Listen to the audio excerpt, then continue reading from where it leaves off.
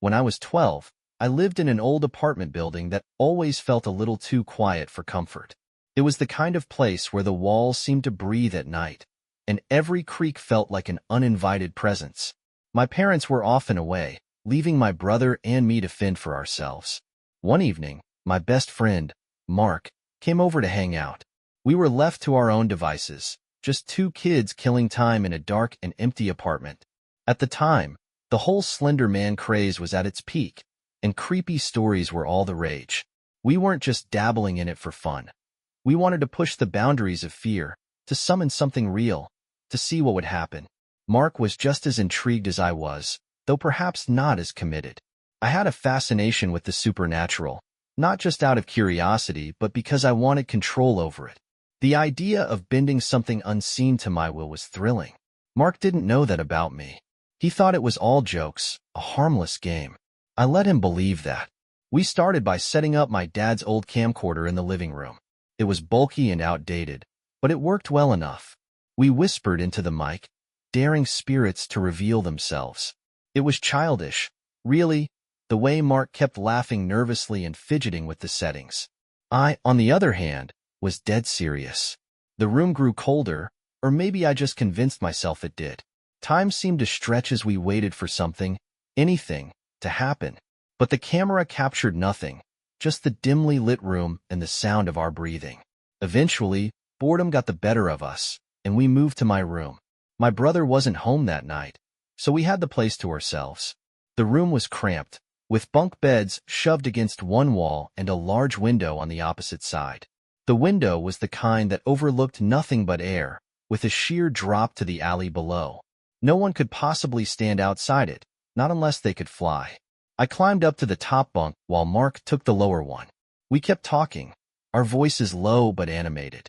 He joked about the stupid videos we'd recorded, and I laughed along, though my mind was elsewhere. I couldn't shake the feeling that we weren't alone. It was subtle at first, like a shadow shifting in the corner of my eye. Then it happened. Mark stopped mid-sentence.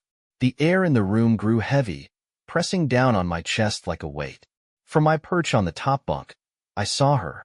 She was tall, impossibly tall, with dark, tangled hair spilling over her shoulders. Her face was obscured by a tattered veil, and she wore a wedding dress that looked like it had been pulled from a grave. In her hands, she clutched a bouquet of dead flowers, their petals blackened and crumbling.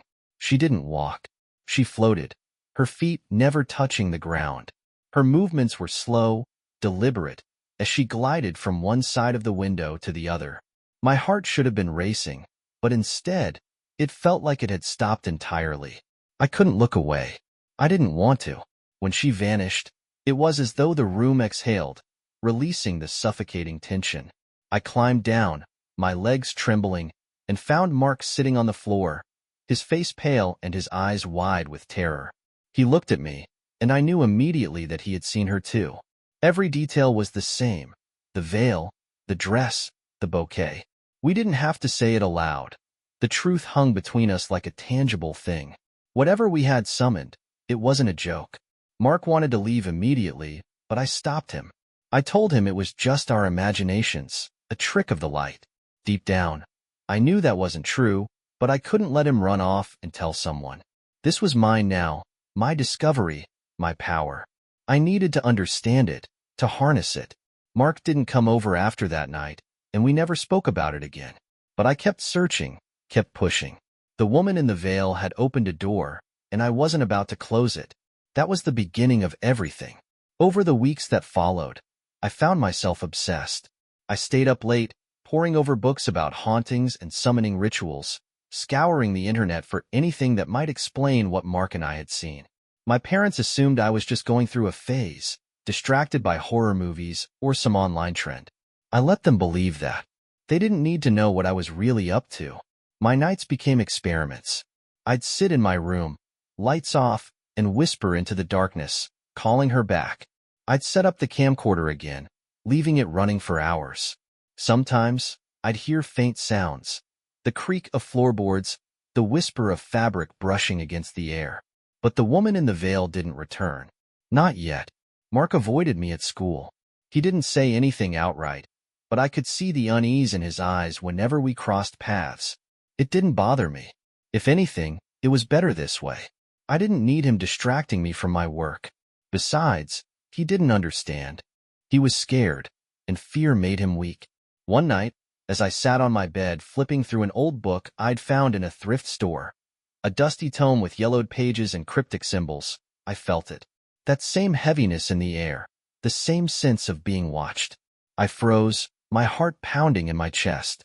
Slowly, I lifted my head and looked toward the window. She was there.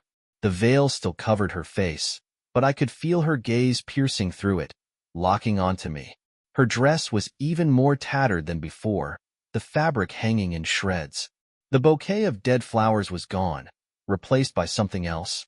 In her hands, she held a small, ornate mirror. Its frame was intricate, carved with symbols I didn't recognize. She raised it slowly, tilting it so that its surface caught the dim light of the room.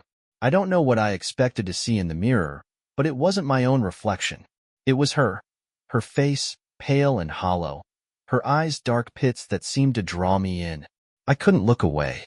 My body felt paralyzed, as if some invisible force had rooted me in place. The room around me faded, and all I could see was the mirror and the woman within it. A voice echoed in my mind, soft and lilting, like a melody played in reverse. "You called me," it said, "and now I'm here." The mirror shattered, the sound like a gunshot in the stillness of the room. The force of it broke the spell, and I stumbled back, my head spinning. When I looked again, she was gone. All that remained were shards of glass scattered across the floor, glittering like tiny stars. I should have been terrified. Any normal person would have been. But instead, I felt exhilarated. She had come back. I had called her, and she had answered. The realization sent a thrill through me, a surge of power that was intoxicating. This wasn't just a game anymore. This was real, and it was mine. The next day, I skipped school. I couldn't sit in a classroom, pretending to care about math or history, not when I was so close to something incredible. I spent the day gathering supplies, candles, chalk, an old silver locket I found at a pawn shop. The rituals I'd read about were vague and contradictory, but I pieced together what I could, crafting my own version of a summoning. That night, I set everything up in my room. The candles cast flickering shadows on the walls, and the chalk lines I'd drawn on the floor seemed to pulse with an otherworldly energy. I placed the locket in the center of the circle, my hands trembling with anticipation. Then, I spoke the words. They weren't words I understood. They weren't even words, really. More like sounds, guttural and raw, that clawed their way out of my throat. The air grew colder with each syllable, and the shadows seemed to stretch and twist, taking on shapes that shouldn't have been possible. And then, she appeared. Not outside the window this time, but inside the room, standing just beyond the circle. She was closer now, close enough that I could see the tears in her veil, the way her skin seemed to shimmer and shift, like a reflection in rippling water. Her presence was overwhelming, a weight that pressed down on my chest and made it hard to breathe. "Why do you call me?" she asked, her voice a whisper that seemed to come from everywhere at once. "What do you seek?" I didn't know how to answer. The truth was, I didn't seek anything. I just wanted her. Wanted to see her, to prove that I could. But I couldn't say that, not to her. Instead, I said the first thing that came to mind. "Teach me." Her head tilted slightly, as if she were considering my request. The room seemed to hold its breath, the silence stretching out until it felt like it would snap. Finally, she spoke. "Very well," she said, "but there is a price." I nodded, barely hearing her words. Whatever the price was, I would pay it. I had to. The days after that encounter blurred together. I spent every waking moment preparing myself for what was to come, though I didn't know exactly what that meant. The woman in the veil, my teacher, I had come to think of her as, did not appear again right away. Her absence didn't feel like a rejection but a test, a way to measure my resolve. My parents, oblivious as ever, barely noticed the change in me. They chalked up my late nights and distant demeanor to teenage moodiness. My brother, on the rare occasions we crossed paths, gave me a wide berth. He'd always been wary of me, and now that unease had deepened into something closer to fear. I didn't mind. Fear was power. I began practicing the rituals she'd shown me in fragments, piecing together the steps like a puzzle. Each attempt brought new sensations. Whispers that slithered through the air, shadows that stretched and shifted as though alive, a cold that seeped into my bones. The energy in the room grew thicker with each passing night, until it felt like the walls themselves were holding their breath, waiting. And then, she came back. It was late, well past midnight. The room was dark except for the flickering light of a single candle. I had just completed another summoning, my voice hoarse from chanting, when she appeared. This time, she stepped into the circle, her form more solid, more real than before. The veil still obscured her face, but her presence was undeniable, an overwhelming force that made the air vibrate. "You have been diligent," she said, her voice soft but resonant, like the echo of a bell. "But diligence alone is not enough. To learn, you must sacrifice." "What kind of sacrifice?" I asked, though deep down, I already knew the answer. "Something precious," she replied. "Something irreplaceable." I thought of Mark, of the way he had looked at me that night, his fear raw and unfiltered. He had been my friend once, but now he was little more than a loose end, a reminder of my former self. The decision was easy. "I'll do it," I said, my voice steady. She nodded, a slow, deliberate motion. "Then you are ready." The ritual she instructed me to perform was unlike anything I had done before. It required precision, focus, and a willingness to let go of the last remnants of humanity that tethered me to the mundane world. The steps were etched into my mind, each one more intricate and dangerous than the last. By the time I was finished, I would no longer be the person I had been. Mark was easy to lure back to the apartment. A simple text, an apology for my behavior, and a promise of video games was all it took.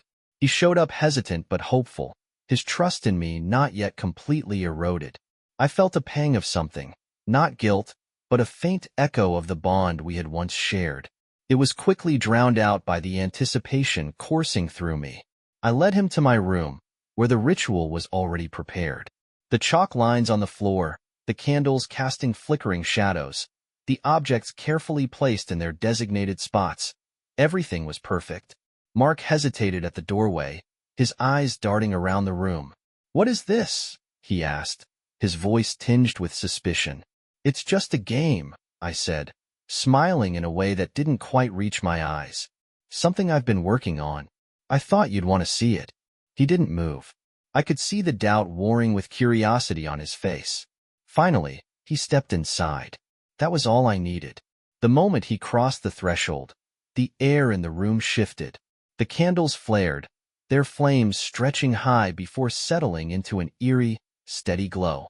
Mark froze, his eyes wide as he realized something was very, very wrong. "I'm sorry," I said, and for a moment, I meant it. But the ritual had already begun, and there was no turning back.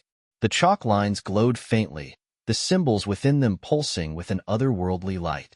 Mark tried to back away, but an invisible force held him in place. He looked at me, betrayal and fear etched into his features. "What are you doing?" he demanded, his voice rising in panic. I didn't answer.